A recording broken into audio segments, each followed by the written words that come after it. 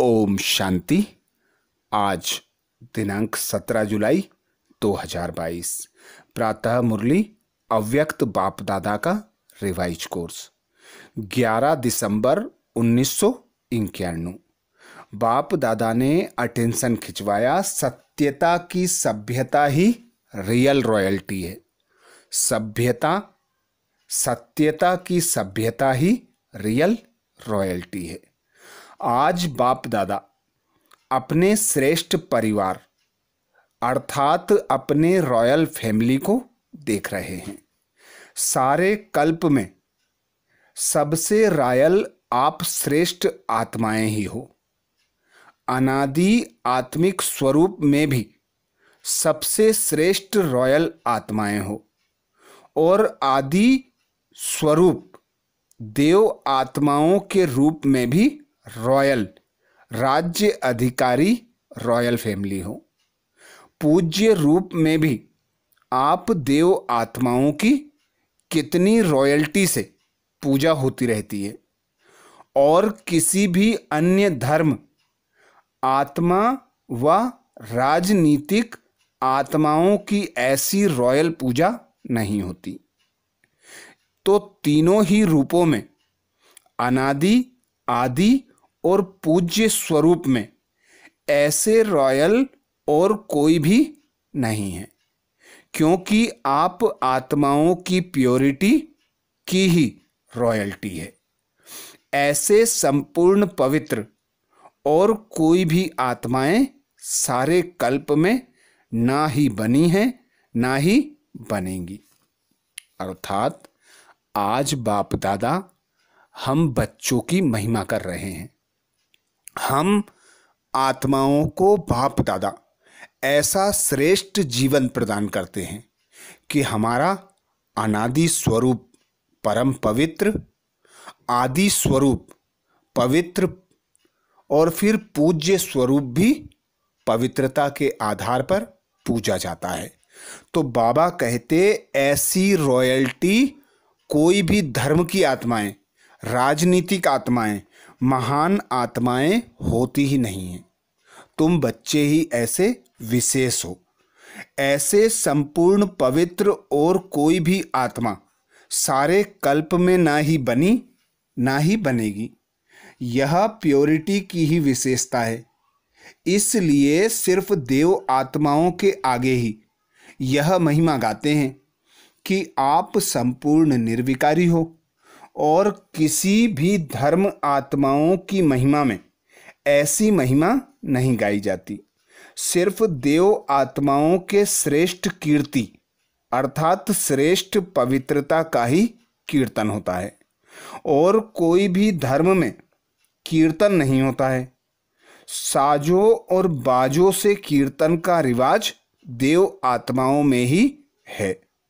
वह संगम युग के शक्ति स्वरूप में है। यह संपूर्ण पवित्रता की विधि की सिद्धि है। बाबा कहते यह संपूर्ण पवित्रता की विधि की सिद्धि है। इसलिए आप जैसी रूहानी रॉयल्टी और किसी आत्मा की नहीं है। तो चेक करो। बाबा कहते तो चेक करो, ऐसे प्योरिटी की रॉयल्टी कहां तक आई है।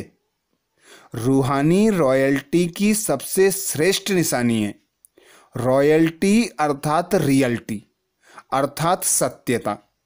जैसे आत्मा का अनादि स्वरूप सत्य है, सत्य अर्थात अविनाशी और सत्य है। जैसे बाप की महिमा विशेष यही गाते रहते हैं, सत्यम शिवम सुंदरम।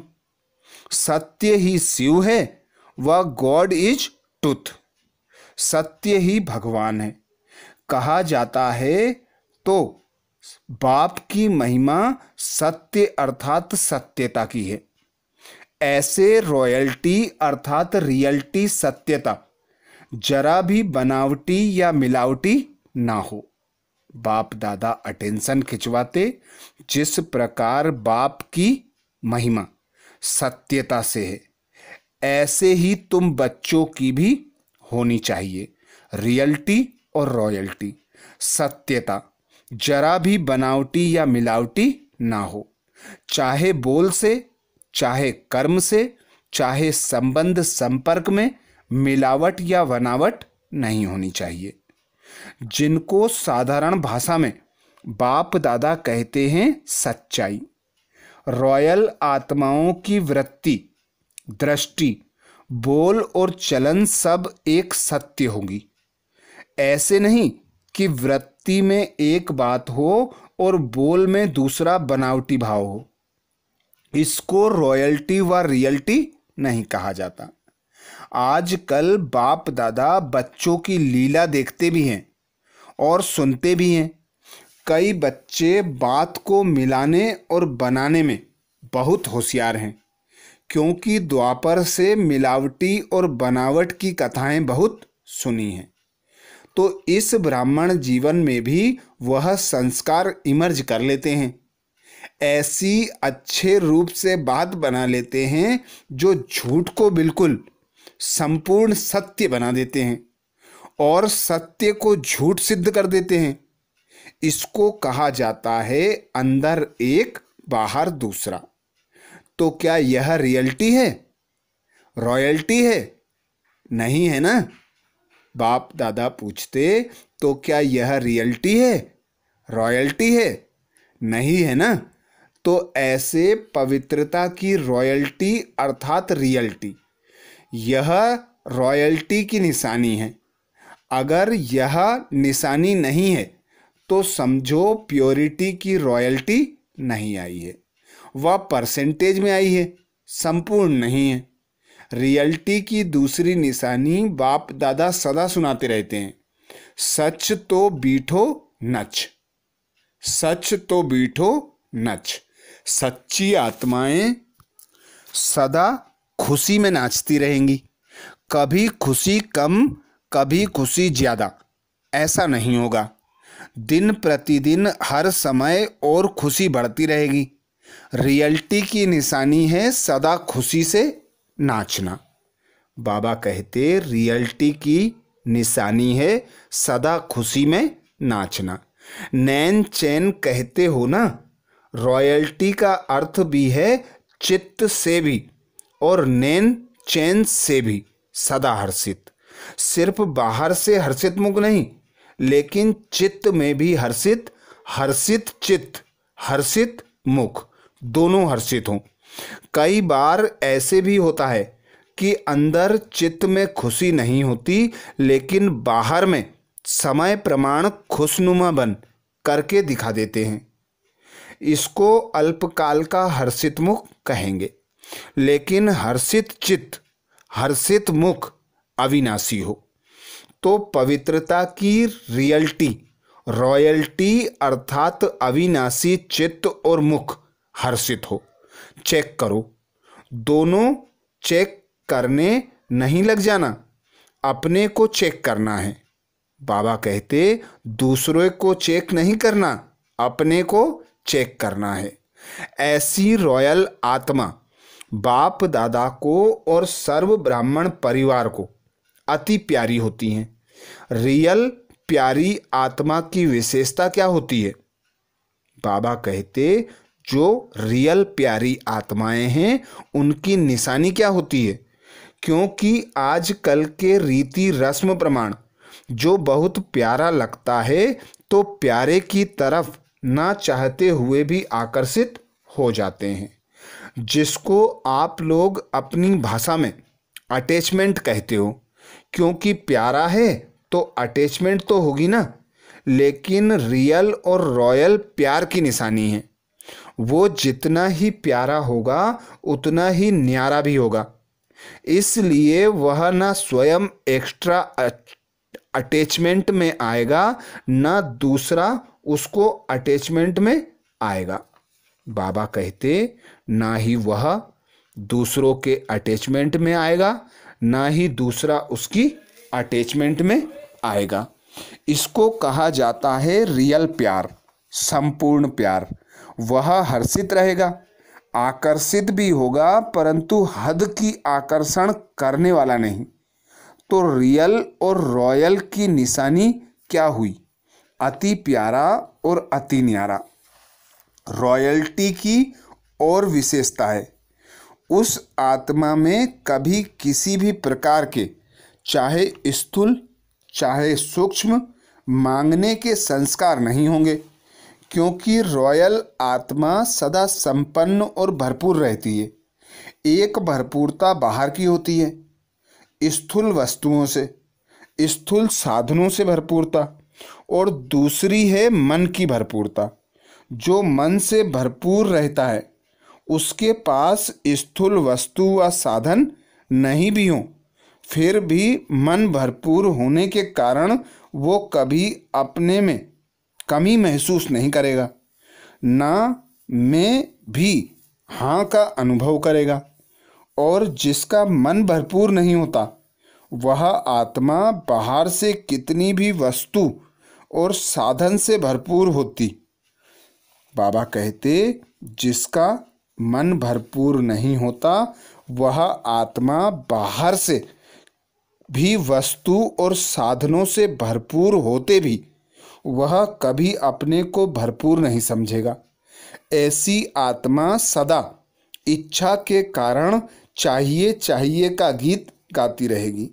हर बात में ये होना चाहिए, ये करना चाहिए, ये मिलना चाहिए, ये बदलना चाहिए, हर समय यही गीत रहेंगे। और मन से भरपूर आत्मा सदा यही गीत गाती रहेगी, सब पा लिया, प्राप्त हो गया, ये होना चाहिए, ये करना चाहिए, ये चाहिए भी मांगने के रॉयल संस्कार है। बेहद की सेवा के प्रति सोचना कि ये होना चाहिए, ये करना चाहिए, वह अलग बात है, लेकिन स्व की हद के प्राप्ति अर्थ चाहिए चाहिए ये रॉयल मांगना है। नाम चाहिए, मान चाहिए, शान चाहिए, प्यार चाहिए, पूछना चाहिए, ये सब हैं हद की बातें। रॉयल आत्मा में मांगने का अंश मात्र भी संस्कार नहीं होगा। समझा रॉयल्टी क्या होती है? तपस्या के चार्ट में यह सब चेक करना। ऐसे नहीं मैंने किसी को गाली नहीं दी, क्रोध नहीं किया, नहीं, यह सब बातें चेक करना, फिर प्राइज लेना। तपस्या का अर्थ ही है संपूर्ण पवित्र बनना। तो पवित्रता की पर्सनैलिटी, पवित्रता की रॉयल्टी कहाँ तक प्रैक्टिकल में रही है यह चेक करना है। इसको कहेंगे तपस्वी राज। समझा रॉयल्टी क्या है? रॉयल आत्मा का चेहरा और चलन दोनों ही सत्यता की सभ्यता अनुभव कराएंगे। वैसे भी रियल आत्माओं को सभ्यता की देवी कहा जाता है। उनका बोलना, देखना, चलना, खाना पीना, उठना बैठना, हर कर्म में सभ्यता, सत्यता स्वतः दिखाई देगी। ऐसे नहीं कि मैं तो सत्य को सिद्ध कर रहा हूँ और सभ्यता हो ही नहीं। कई बच्चे कहते हैं वैसे क्रोध नहीं आता, लेकिन कोई झूठ बोलता है तो क्रोध आ जाता है। उसने झूठ बोला, आपने क्रोध से बोला, तो दोनों में राइट कौन? सत्यता को सिद्ध करने वाला सदा सभ्यता वाला होगा। कई चतुराई करते हैं, कहेंगे हम क्रोध नहीं करते, हमारा आवाज़ ही बड़ा है, आवाज़ ही ऐसा तेज है। साइंस के साधनों से आवाज़ को कम और ज़्यादा कर सकते हैं ना, तो क्या आप साइलेंस की पावर से अपने आवाज़ की गति को धीमी या तेज नहीं कर सकते हो? इससे तो ये टेप रिकॉर्डर और ये माइक अच्छा है, जो आवाज़ कम ज़्यादा तो कर सकते हो। तो चेक करो कि सत्यता के साथ सभ्यता भी है। अगर सभ्यता नहीं तो सत्यता नहीं, तो प्योरिटी की रॉयल्टी सदा प्रत्यक्ष रूप में दिखाई दे। ऐसे नहीं अंदर में तो रॉयल्टी है, बाहर देखने में नहीं आती।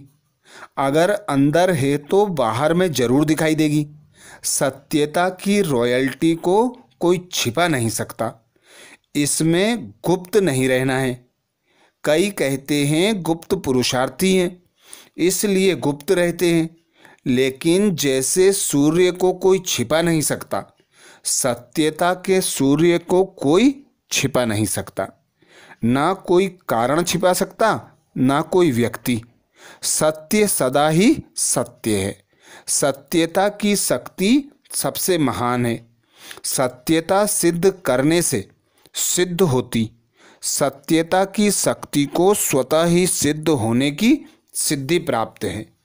सत्यता को अगर कोई सिद्ध करने चाहता है तो वह सिद्ध जिद हो जाता है। इसलिए सत्यता स्वयं ही सिद्ध होती ही है, उसको सिद्ध करने की आवश्यकता नहीं है। समझा? तपस्या वर्ष में क्या दिखाना है? प्योरिटी की पर्सनैलिटी और रॉयल्टी। अच्छा, देश विदेश के तरफ से सभी बच्चों के पत्र, याद, प्यार, पुरुषार्थ के, सेवा के समाचार और दिल की रूहानियत सब बाप दादा के पास पहुंच रही है, पहुंच गई है। बाप दादा सभी बच्चों को नाम सहित याद प्यार दे रहे हैं। हर एक समझे पहले हमारी याद, क्योंकि बाप दादा याद प्यार का रेस्पॉन्ड अव्यक्त रूप से तो उसी घड़ी दे ही देते हैं, लेकिन फिर भी साकार विधि से स्वयं भी साकार में पत्र लिखते हैं या याद प्यार भेजते हैं। तो याद प्यार बाप दादा भी साकार विधि प्रमाण साकार रूप में रिटर्न याद प्यार दे रहे हैं। बाप दादा जानते हैं कि चारों ओर उमंग, उत्साह, तपस्या का और मनसा वाइब्रेशन द्वारा सेवा का अच्छा है और रहेगा। अभी और भी आगे गुह्य राजयुक्त बातों को सामने रख पुरुषार्थ को, सेवा को महीन और महान बनाते चलो। सभी बच्चों को जो सम्मुख बैठे हैं वह आकार स्वरूप से बाप के सम्मुख हैं।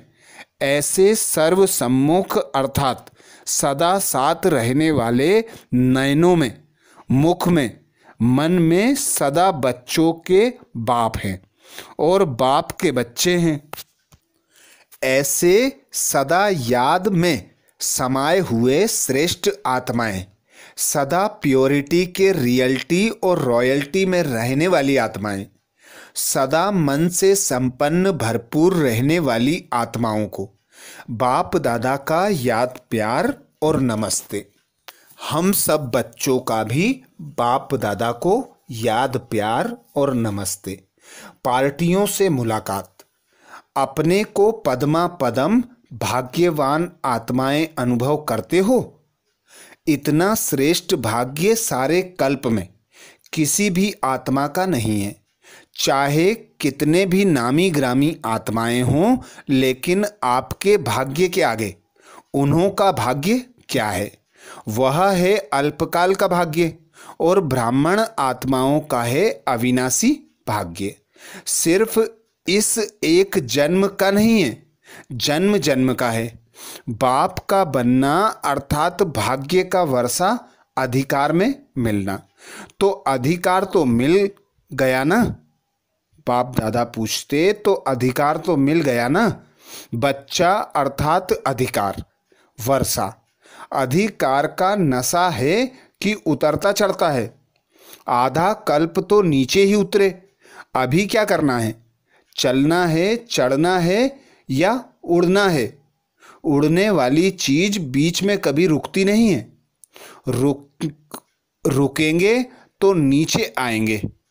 थोड़े से समय में भी रुकेंगे फिर उड़ेंगे तो मंजिल पर कैसे पहुंचेंगे? इसलिए उड़ते रहो। लेकिन सदा उड़ेगा कौन? जो हल्का होगा। तो हल्के हो ना, या तन का, मन का, संबंध का बोझ है। अगर बोझ नहीं है तो रुकते क्यों हैं? जो बोझ वाली चीज है वो नीचे आती है और जो हल्की होती है वह सदा ऊपर रहती है। आप सब तो डबल लाइट हो ना। आज बाप दादा ने वरदान दिया। वरदान में बाप दादा कहते, मेरेपन की खोट को समाप्त कर भरपूरता का अनुभव करने वाले संपूर्ण ट्रस्टी भाव। मेरेपन की खोट को समाप्त कर भरपूरता का अनुभव करने वाले संपूर्ण ट्रस्टी भाव। डिटेल में बाप दादा कहते, यदि बाप की श्रीमत प्रमाण निमित्त बनकर रहो तो ना मेरी प्रवृत्ति है ना मेरा सेंटर है।